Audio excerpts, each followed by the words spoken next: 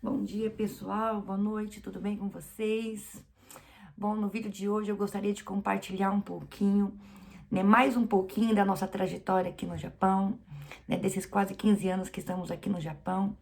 É, Quando Deus colocou no nosso coração, esse desejo de vir para o Japão, é, e nós resolvemos obedecer a esse chamado.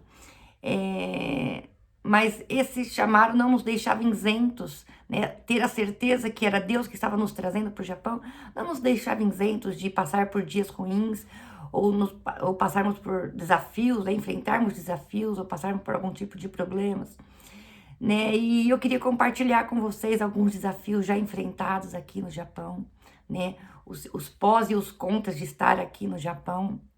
E eu queria compartilhar e eu queria começar falando para você do nosso primeiro desafio, logo quando nós chegamos aqui no Japão.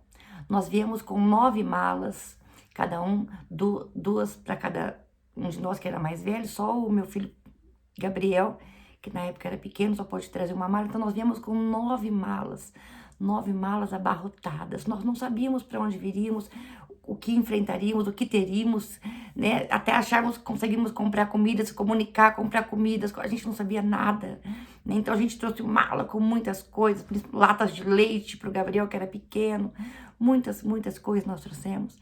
E quando nós descemos, né, no aeroporto, fomos pegar nossas malas. Cadê nossas malas?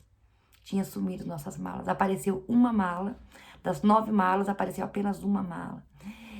E ali começou o nosso desafio. E agora, o que nós fazemos? Quem nós procuramos? Não sabemos falar. Não sabemos falar o japonês, não sabemos falar inglês. Como nós vamos explicar que sumiram as nossas malas? Então, ficamos ali meio que perdidos, olhando para a esteira. Não, vamos esperar um pouquinho, as nossas malas vão aparecer, vão ter que aparecer. Malas não somem assim, né? E esperamos ali por um bom tempo e nada, as malas aparecerem. Falei, e agora, o que nós vamos fazer? Deus sempre manda um escape. Mesmo quando nós enfrentamos as lutas, no meio das nossas lutas, se nós prestarmos atenção, Deus sempre nos traz um escape. E ali por um momento, nós encontramos um brasileiro que estava voltando, retornando do Brasil, ele já tinha morado aqui no Japão, estava retornando para o Japão. E ele nos ajudou um pouco a falar para o rapaz do aeroporto que nós viemos com 9 malas, 8 tinha sumido, não tinha aparecido. Ele começou a perguntar as cores da mala e tal. Mas esse rapaz precisava ir embora, né? Mas o principal ali que era falar que as nossas malas tinham sumido, né? A cor das nossas malas, o tamanho das nossas malas, o que tinha mais ou menos nas nossas malas. Ele conseguiu explicar antes de ir embora, ele conseguiu falar para o rapaz. E aí ele precisou ir embora e nós ficamos ali. Aí o japonês tentou ainda se comunicar com a gente, fazer algumas perguntas. Confesso que não entendemos nada. Ficamos perdidos, não tínhamos um tradutor, não tínhamos, né, um livrinho com palavras, algumas coisas, não viemos nada, com nada disso. Então, assim, nós ficamos meio que perdidos mesmo. Até nós saímos do aeroporto de Narita e vimos para aeroporto, um voo do México para o aeroporto de Nagoya. E lá o rapaz da empreiteira já estava nos aguardando. Ali falamos para ele tudo. E aí lá também ele já falou com a pessoa que nossas malas haviam sumido.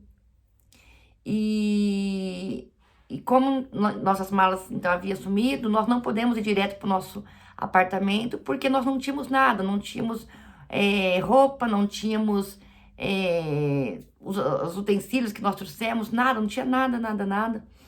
E a única mala que, graças a Deus, né, não sumiu foi uma mala, foi justamente a mala do Gabriel.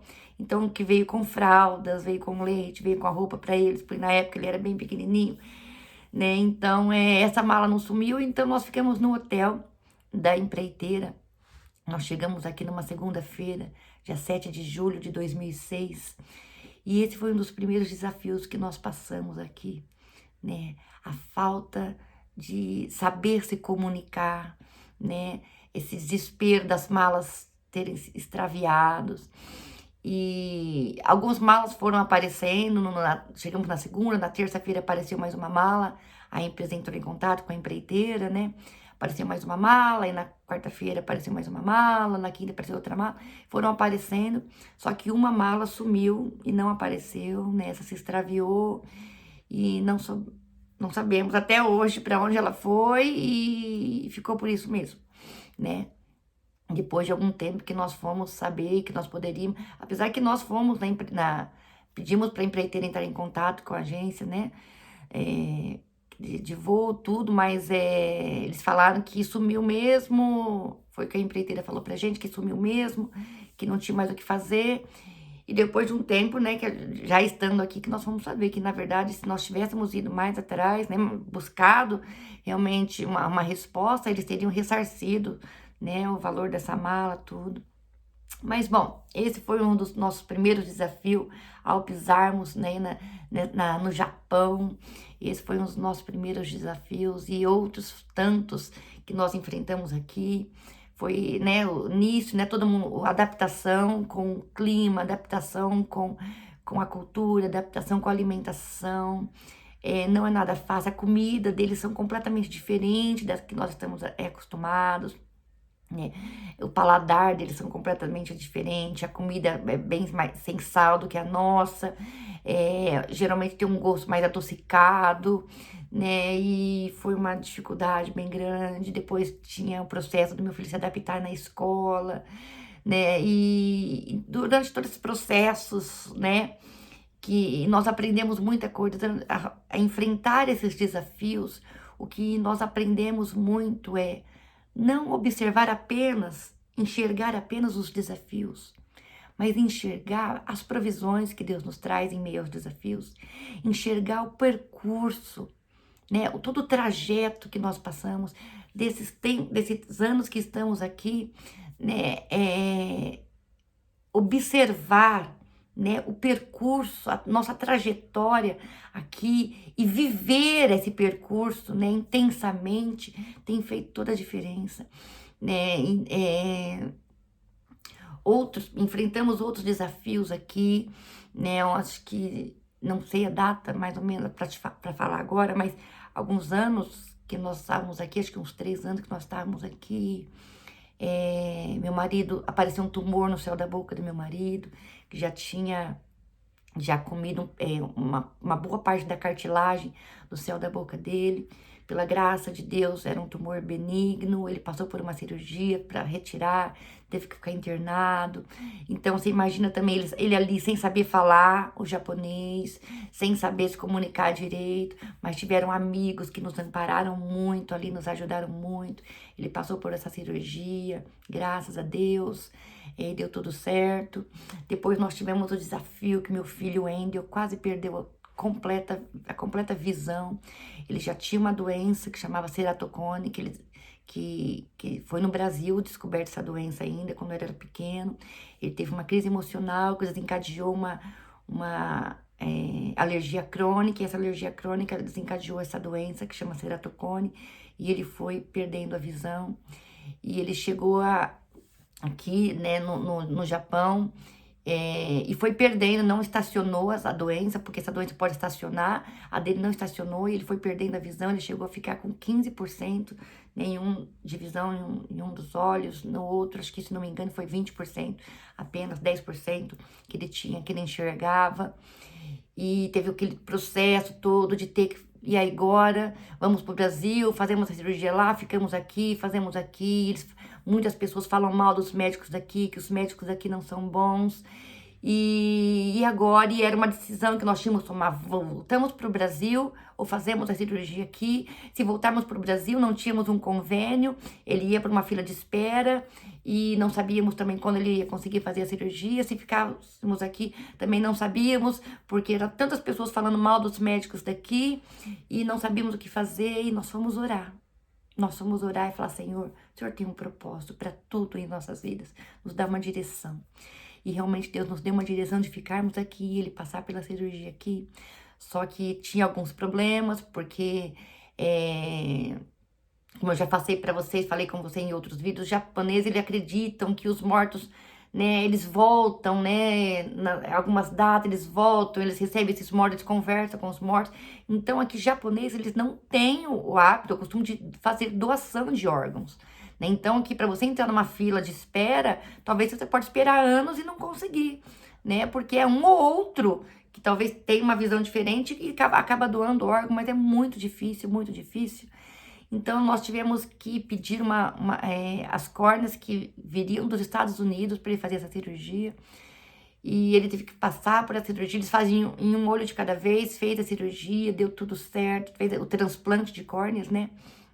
Ele era muito novinho ainda, acho que tinha por 18 anos, 17, 18 anos, e ele passou pela primeira cirurgia.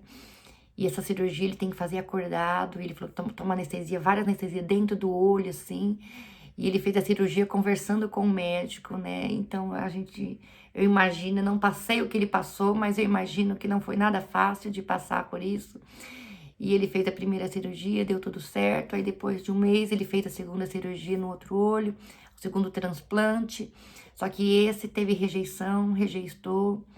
Ele precisou internar novamente. Aí, o médico falou pra mim assim, olha... tem duas soluções. Uma é fazer um novo transplante e outra teriam novos gastos, né? Não ficaram nada baratos. E só que já não é como uma segunda vez, já não é 100%, né? Que de bom resultado, que vai dar 100%, certo? Né? Ou a gente vai medicar ele durante uma semana e é um medicamento que vai... Eu vou falar as palavras que realmente o médico falou, que vai acabar com a saúde dele. Vai acabar com a saúde dele, né? Mas é a única chance de talvez parar essa regressão, essa rejeição e voltar a enxergar novamente. E aí? Mais um dilema, o que nós fazemos? E qual decisão tomar? Ele pode tomar medicamento que vai acabar com a saúde dele e ao invés de ajudar, vai piorar. Ou ele pode perder a visão de uma vez e não enxergar o que fazer. Mais uma vez, nós fomos orar. E Deus nos direcionou a buscarmos a Deus de uma forma intensa. E Ele nos deu direção para ele fazer tomar esses medicamentos durante uma semana. Ele tomou esses medicamentos durante uma semana e graças a Deus a rejeição parou. Ele não perdeu a saúde dele, ele não teve, assim, sintomas ruins nenhum no corpo dele, não teve reação nenhuma ruim. E graças a Deus, hoje ele enxerga perfeitamente, graças a Deus. Essa foi mais um dos desafios a enfrentarmos aqui. Tivemos outros desafios eu passei um problema muito grande depois de eu ter meu último filho, né, que foi o Samuel.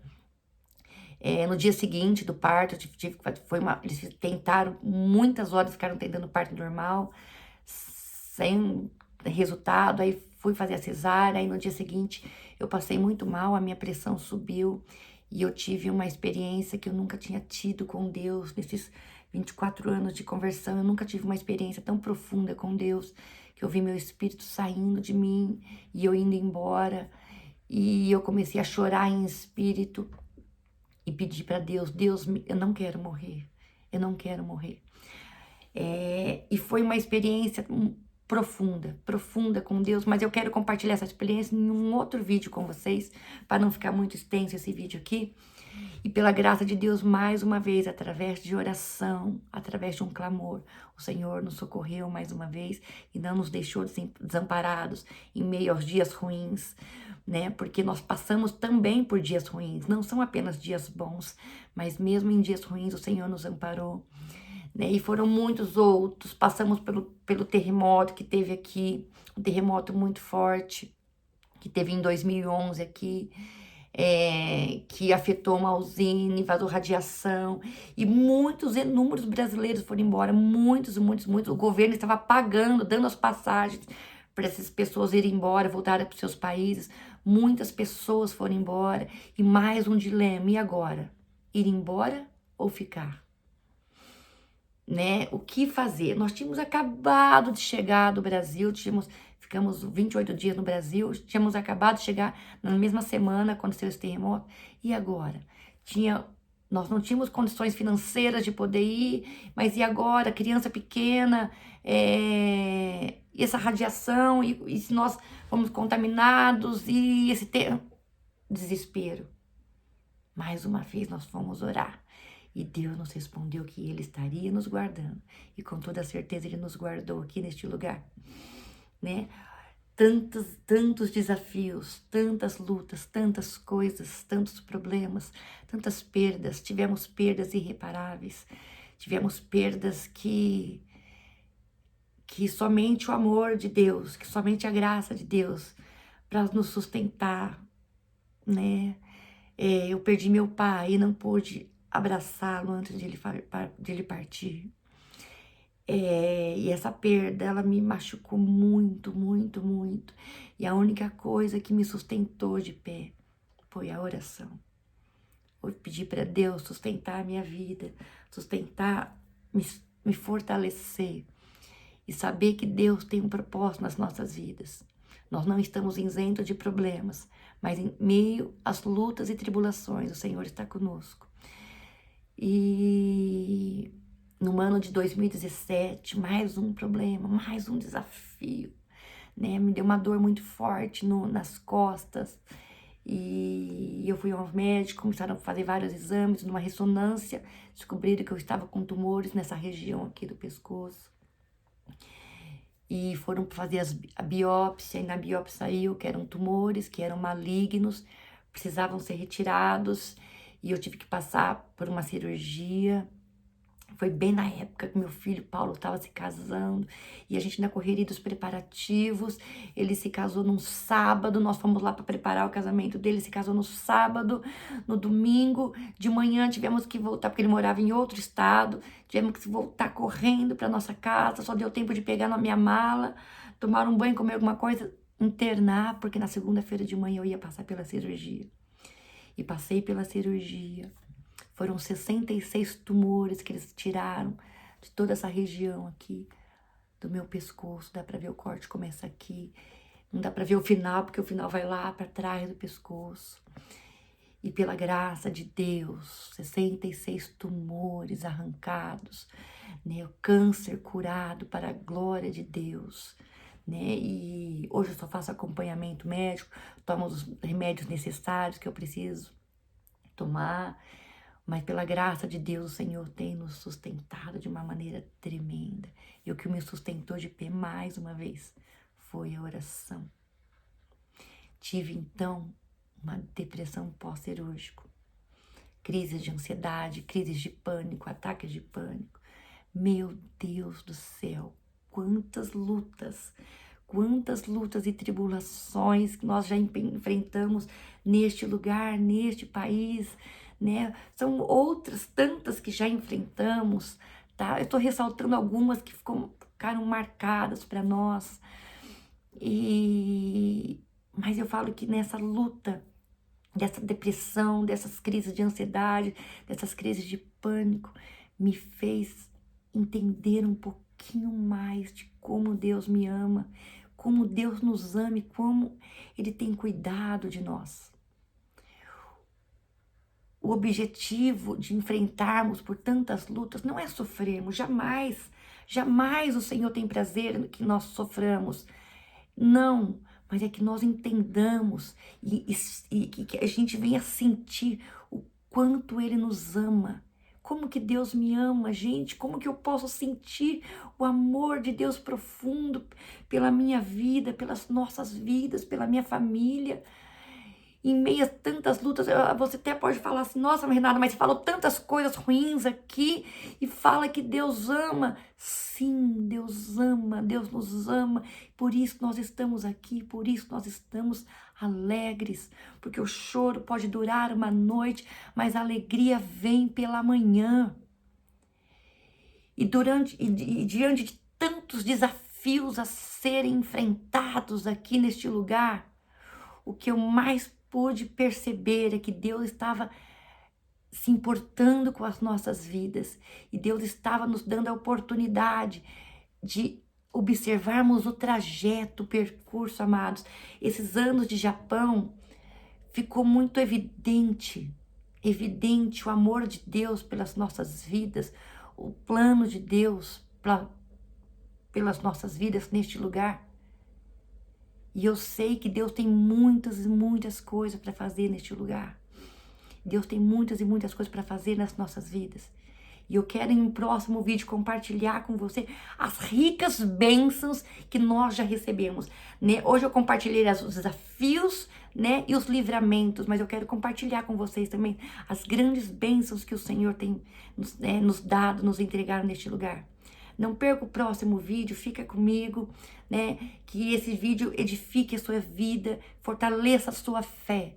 Não desista e durante o percurso da sua luta, observe, Deus está do seu lado, tá bom? Que Deus abençoe, um beijo no seu coração, fique com Deus.